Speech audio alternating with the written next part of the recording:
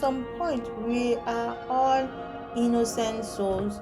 We stayed in our mother's womb for 9 months, not knowing anything. Whatever we learned and put in our head, we came to learn in this place called Earth. So, as we came out from our mother's womb, we came out and learned whatever we think is good or bad. And good or bad is subjective to wherever you grow up or the environment. Check the mic and make sure it sound right, boys. Hello, welcome back again to this channel.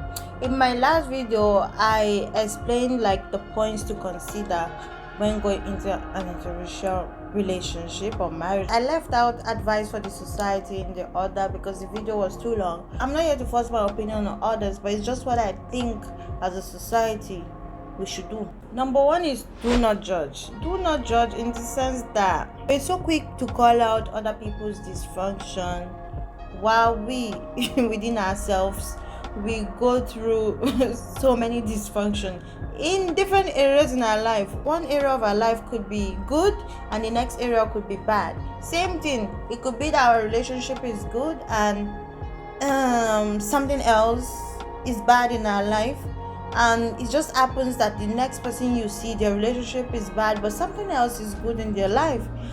And I'm saying, good or bad, it can happen whether somebody is in an interracial relationship or same race relationship. Judging someone because they decide to marry outside of the race, or it so happens that they married outside of their race, is kind of illogical, because it can happen to anybody. Bad things happen in regular marriages with the same races, tribes and whatever.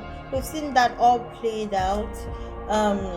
The rate of divorces have gone up, especially in this pandemic situation. I guess when couples live with each other more, they get to see more of the other partners more, and maybe they can stand each other. Most times it's hard for human beings to live under one roof. It's very hard, even if it's somebody you care about.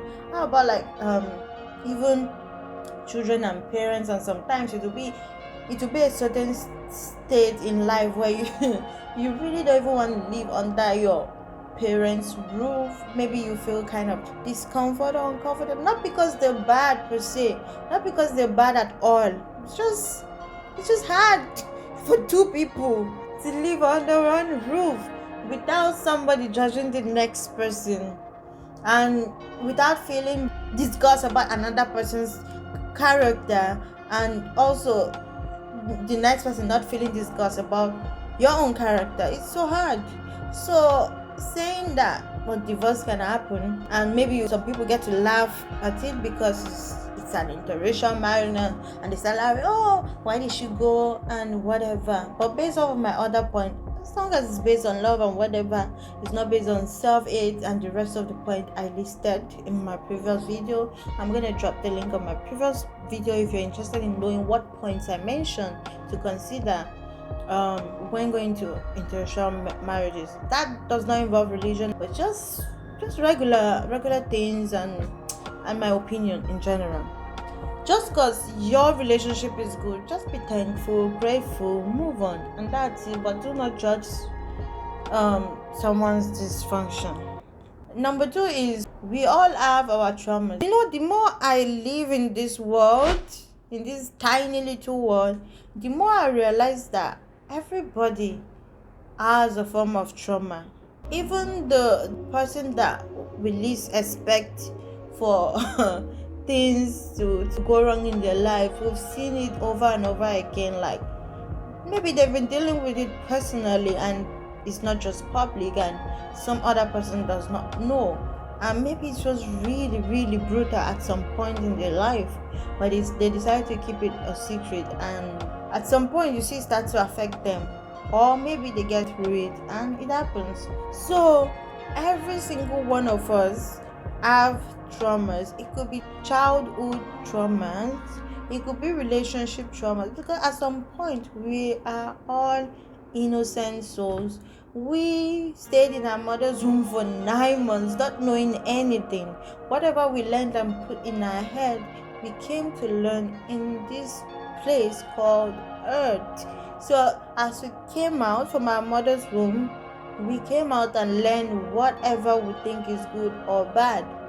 And good or bad is subjective to wherever you grow up or the environment or whatever you think. Mostly it's influenced by the environment, because when the society you live in decide that this is good, you take it with you and say this is good, and they say this is bad, you also take it with you that this is bad. But me, I always try to like weigh my options. So when society says this is good or bad, I try to really like think about it logically, like what really makes this bad, in what sense. Like I try to question everything. It could be good or bad in some way, because when you question too much, there's some things that people may consider good that you question and you really see it as bad. So I'm not the same. I question every single thing around me. That's life. But I mean, that's how I came up with this video and this point, because I'm trying to question so many things, and I came up with these points for society, advice for society. It may not be something that is popular that the society does, but it's just my thinking. It has become like a tug of war. Let me go back to Squid Game about who will win. I mean, that's almost like a war. Like it's either you're for or against interracial marriage, which to me doesn't really make sense. Of course, you don't have to be for, and you can be against it. Some people may say they're against it due to cultural differences. Things like that is understandable. We have to move on. That's what I'm saying. We have to just move on as a society. We cannot continue to live behind. We cannot continue to live in the past. Of course, the past is the father of the present. And I believe the present is the mother of the future. And number 3.2, I see this as part of the argument. There's some people who would say that some people lower the standards when it comes to interracial relationship, opinions here and there. But let me say this, right? Lowering your standard is kind of subjective because to you, what you see from the outside, it could be lowering their standard to you. But that person is completely happy, not even caring about standards. And when you even say lowering of standards, every day we see people around us lower standards.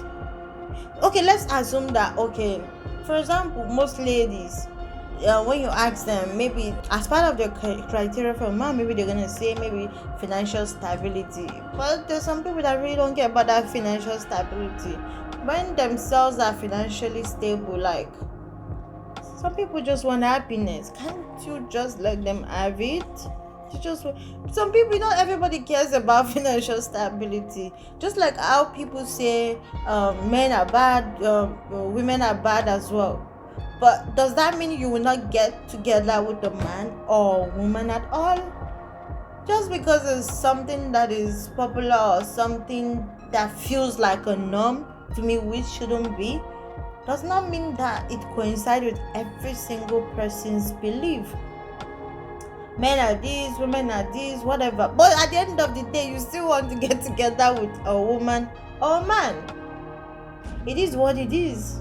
So you have to like leave that thought in the trash can of saying lowering standards, because some people just care about happiness. Some people care about happiness more than money. Some people care. I mean, how do you even call lowering of standards? Oh goodness, is it just based off of I value man? What people, I don't know what people consider I value man again these days, because it's so, everything just so subjective.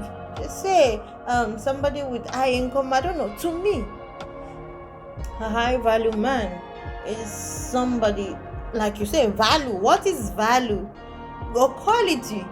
Like if I want to break it down, value or quality, what kind of quality like this man has? Is he good character? That trumps any other thing. So you have all that money, but I have to suffer with side chicks. No, please, no, not everybody wants that kind of life. And I'm not saying everyone who has money, like as a side chick or whatever, but I'm saying, like, if you just think about it, everybody have different thinking to this. Some people just want happiness. You can have a very stable man financially and don't cheat and all that. At the end of the day, I mean, I'll still come back and say this thought that money doesn't really bring happiness. Yeah, it can buy some things, but it doesn't really bring happiness. And I think some people it's not really about showing off about money or whatever. Some people it's just somebody's heart they care about. As long as that person is a ride or die in any situation, they don't care about whatever the person has or what the person used to do before. I mean, in a relational marriage, what anybody does in the past should not even matter, because that's their past. We have all done something in our past that we were not proud of. So because theirs came to light and yours is still there's still skeleton in your own cupboard, does not make you a saint either. So we are all flawed. We're all flawed in some ways. So, talking about lowering standards, people lower standards too if they're in the same race type of marriage. And also, but I just feel that when it comes into racial, like when that happens, it's like people blow it out of proportion as if it doesn't really happen, and they don't really discuss the fact that some people lower their standards even in the same race marriage. But when it comes to interracial marriage, they blow it out of proportion. It's just too exaggerated in my opinion. Yeah. Same thing with, I mean, I'm talking about interracial marriage too, but I'm saying same thing there with same race marriage, and them they complain you can never even win. That's it. Somebody even marry somebody with lowering your standard for same race marriage, they'll say, oh, this person dated down. You date down. Why do you date down? You can never win in this society. So just do you and be happy. That's it. But advice for the society is stop talking about standards. Who even created these standards? This same society that will say society. Who are the society? We the people. So who decided to make these standards? The only standards that I care about is self-love, empowerment, and all that. As long as you have that, no, that's I don't know, integrity. Have that integrity or whatever. Have that integrity and whatever. But saying living up to somebody's standards, that's kind of subjective. You shouldn't put yourself through that torture, because you can never win in that game. People will always have different standards, and as the society changes every time, there's a different standards every time according to they set different standards according to the times. Let me put it that way. So trying to follow through society standards may be better sometimes, but may also ruin somebody's happiness. So just do you. And the fourth point is love is blind, and they should leave people like do what they want. It knows no color, status, socioeconomic status, race and whatever. And I'm talking about genuine love here, not the fake type of love. But again, how will I ever explain genuine fake type of love? There's some love. I know nobody can ever have motherly love, because motherly love is the unconditional love, and all other forms of love is kind of conditional. It's kind of give and take. For me, I like who likes me back. I mean, that's reasonable thinking. I like who likes me back. That's all. Nothing. It's as simple as that. I like who likes me back. So if somebody shows me love, and it's not like everybody who shows you love is who you love back. It happens. Sometimes you don't love someone back, but if somebody shows you love and you love them back, it's cool to reciprocate that love. Not because it shouldn't be because there's a different race or whatever, and then you run away from something that could have been a great thing, I mean, everybody's have their own preference and choice, but when people decide to make these choices, they shouldn't be looked at as should I say inconsiderate or whatever, based on past or based on some race have gone through a lot in the hands of another race. And because somebody is saying that does not mean they plan to be a yes woman or yes man to that person. It could be anything. Of course, I know that we still have this trauma from I mean, people of my skin color do have trauma that has happened from slavery. And me, especially an African, I should be the one that should be so vexed more than anybody. But we still call out what we need to call out and go on.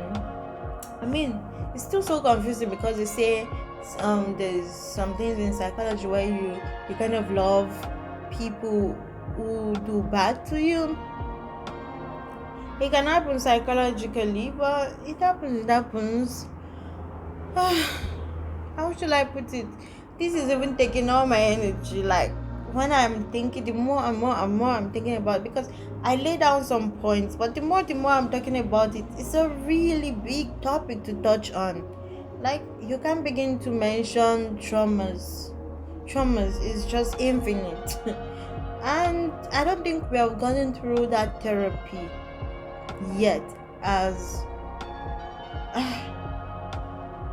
I don't think, and we do need that therapy, and that's the thing. But I'm happy that more and more people are talking about it. Therapy, we need therapy and all that. And it's nothing to be ashamed of or frowned against if we opt for therapy, because that could help us deal with a lot of stuff. I've mentioned points to consider when going on interracial relationship. Like I said, if those points were considered before going, to marry somebody outside of your race, I don't see anything. Because I used to say, right, just like how, let's assume as a family, and let's say a family member offends me, I wouldn't take it on their children, because it's not the poor little children, it's not they that offended me. Of course, even some of the family member may be saying all kind of stuff and crazy stuff to their children, but it's still not the child's fight, it's the parents' fight. But what happens now if the parent is dead? What will you do? Will you still take it on the child? Because the child is on the effect of what the parents did. And I know that we still suffer trauma from slavery and all that. I don't even know how to put this, because it's a sad conversation, but it's a conversation that we need to have. Like, how do we move on as a generation?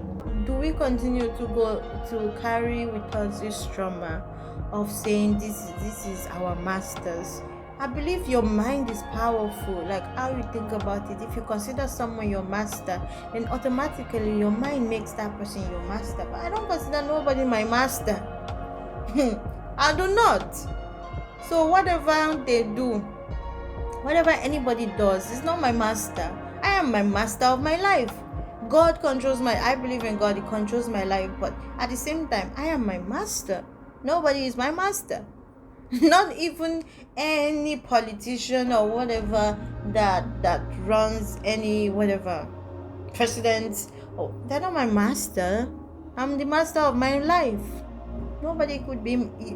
At the end of the day, it's all mindset, is all different perspective. But that doesn't mean, okay, I cannot love that politician or dislike that the way the politician does stuff, if I like or dislike that way.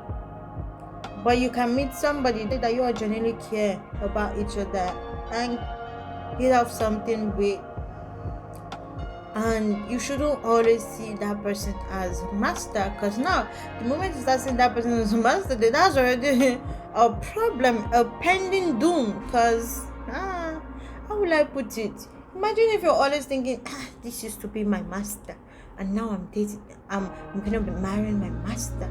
Do you think you're gonna like accord the same behavior or attitude to somebody who you consider your equal? You have to consider that person your equal first before you think about, I think it's all the mindset. And that's not to say bad things don't still happen or racial problems don't happen. And that is not to say to single yourself out and say this does not happen to you, so you do not care. We have conscience, we care about things, but I wouldn't say love is unfortunate, because love is beautiful. So if someone ends up loving someone outside of the race, it happens, it does happen. And as long as it's not for malicious attempts and like the points I mentioned, as long as it's not something bad, that was why they're doing this thing, it just happened like something natural. Love is a natural connection that happens between two people. So I cannot say anything more, because the more I say, the more I'm gonna like cause more problems than my thinking. My brain thinks a lot and it does a lot. So let me just end this thinking there and just end it with love is blind, and that's it. Love is blind. It knows no race, color, and socioeconomic status. So society should learn to deal with it. That's it. As long as as long as the points I mentioned before, I don't want to go further or deep into this thing. These are my thoughts and my thoughts only. Last point is, I know sometimes society like fear and worry about like what could happen, like the fear of unknown, like when this person goes into this, like it's not something they've dealt with before, or maybe they've had like trauma or problems from something that has happened in the past and whatever. But it is life. We live for the fear of unknown. The fear of unknown is the beauty of life. It is what makes us, live. What we fear, like the fear of unknown, is what makes us live harder, trying harder to make things we care about work better, because we don't know what can happen tomorrow. That not knowing is what keeps us going. What doesn't kill or break you will make you stronger, and that's it. Society may care for that person, yes, especially for fear of unknown, because you cannot compare one person's relationship to the next. You cannot say because it was bad for this person, it's going to be bad for this person, or because it was good for that person and it's going to be good for this person. You just take the risk anyway, as long as love is involved. And they say love conquers all. Anything can happen. For example, look at a business. Sometimes there's risk involved in business, but you put your heart into it. Sometimes you lose, sometimes you get profit. It's all life, it's all part of life. But I'm not trying to compare business with a human life, but I'm just saying, like, logically thinking, there's risk in everything we do in life. So most people, when they get older, when they ask them questions about what they regret what they didn't do than what they did. So there's risk all the time. That's what I'm just gonna say. And like in my previous video, it's people's choice, and experience is the best teacher.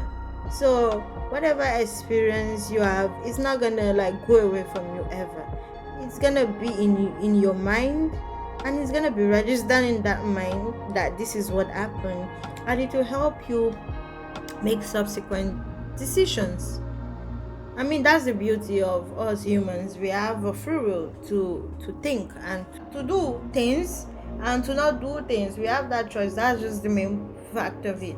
We have that choice, but we can choose a positive thinking way of all things, and you can choose a negative way, but best believe is the positive thinking way that will help you get through a lot of situations.